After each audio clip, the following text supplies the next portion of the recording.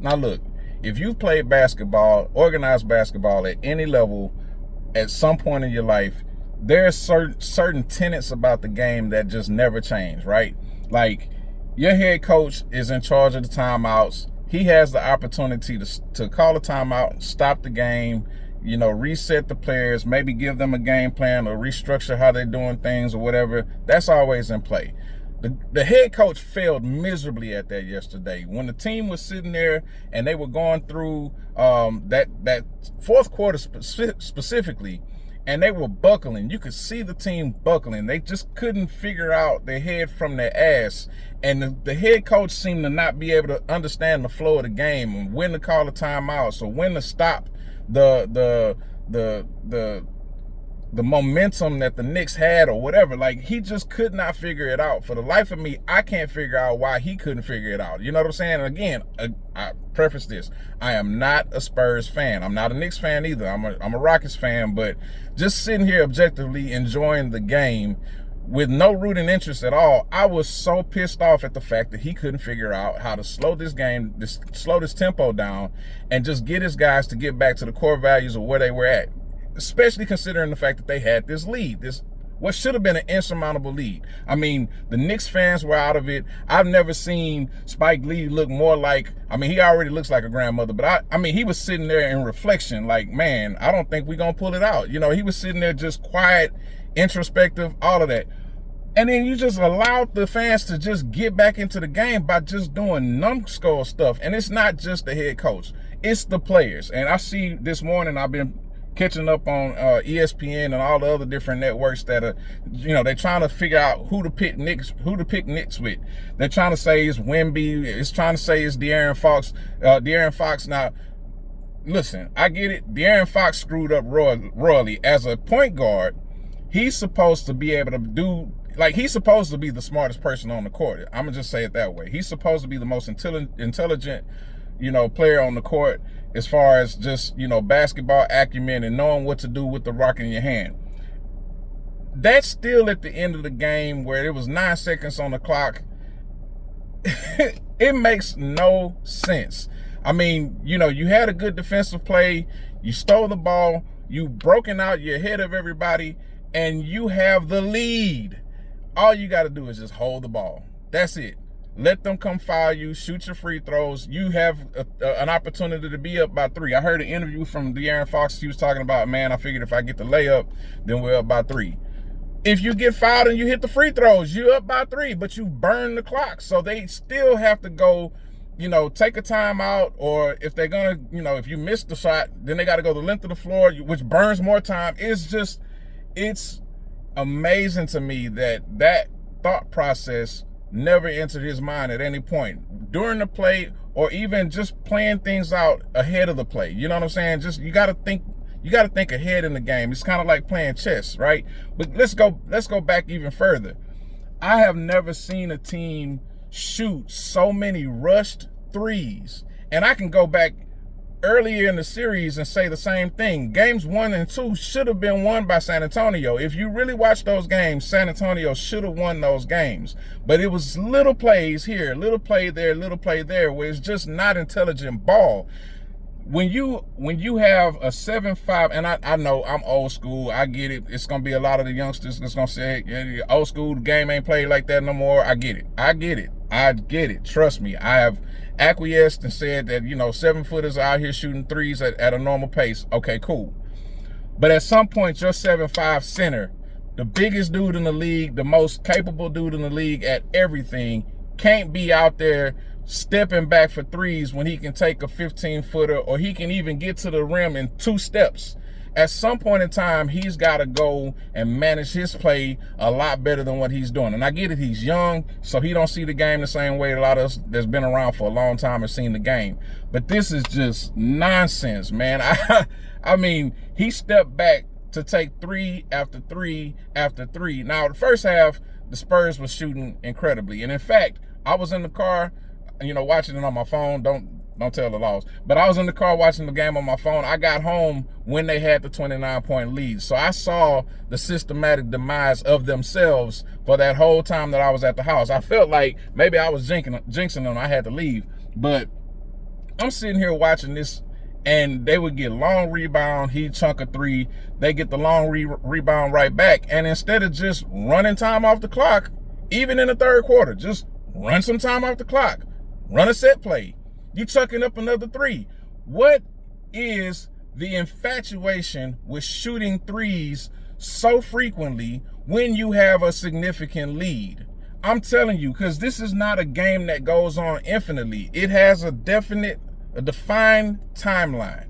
You know what I'm saying? You got a certain amount of minutes to play this game. If you run that time off, the game will end, especially if you have an insurmountable lead, or what should be an insurmountable lead. The fact is, these guys don't understand the game. At its simplest form, they have the they have the height, they have the height, the talent, they have the ability, but they just don't understand the game. There is a science to this. You know what I'm saying? Like, there is a science to this that you have to be on your P's and Q's, because you're going up against the best of the best. And you earn the opportunity to be on this level. I mean, again, I never played at the NBA level. I get it, whatever. But at some point, this is basic ball 101. That part of the game don't change. The court is going to be the same size. The rim is going to be the same height. You know what I'm saying? There's certain things that are definitive that are never going to change about this game. And how you manage that clock will never change. You can shoot threes all day and get, you know, one extra point on the algorithm, the analytics and all of that stuff. Cool.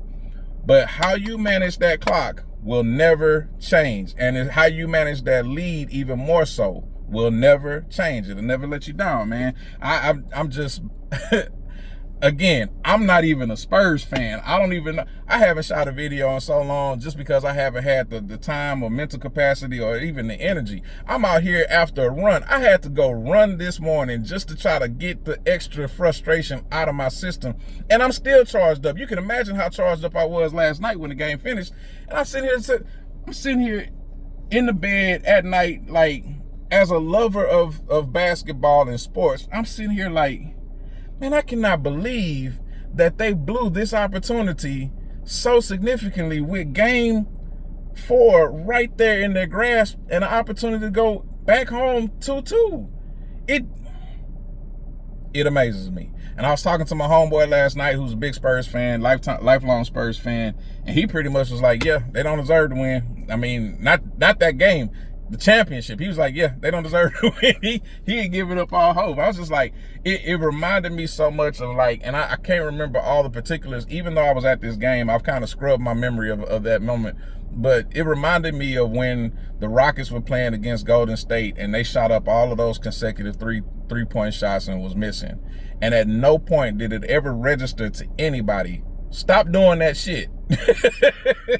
Do something different, because this shit ain't working. This game plan, this model is desperation. And if you're playing from behind, I get it.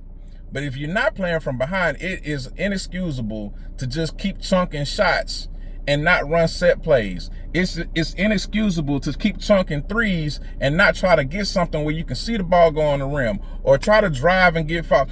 Ooh, speaking of driving, again, I'm still pissed off about this. The guards, I don't even know all of their names. This is how much of a non-Spurs fan that I am. I don't even know all of their names, but I've been watching them, and I can't tell you how many times through this series I've watched them make long cross-court passes that have gotten picked off time and time and time again. And if you watch how the Knicks run their set, right? The Knicks run their set, they got 3 up high, right? So they make sure that there is no long pass going across the top of the 3-point line. It's just not happening. They'll manipulate and move Brunson is really good at running off the pick and roll, or just running off a pick and making sure he gets to the center of the court, or whichever guards are swapping right there to make sure that they're in the center. So there's always somebody in the middle of the court. You know what I'm saying? At all times. And then they can swing that ball back and forth. The ball movement for the Knicks has been amazing. I really am surprised, because the spacing is so limited when you got Wemby out there. But they've been able to draw Wemby out to play, to play defensively against a point guard. And then the point guard, hezzy, tween, get right around Wemby. Yeah, Wemby can recover and come back, but nobody is collapsing on that point guard because they have to respect the shooters on the outside. That's how good the Knicks have been playing with moving the ball around and swinging it from end to end.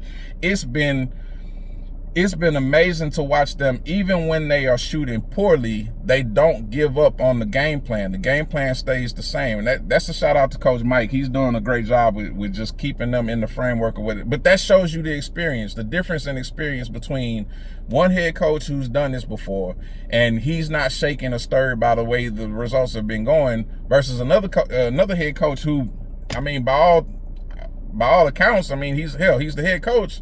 And that Pop is still part of their franchise, and that organization is a winning franchise.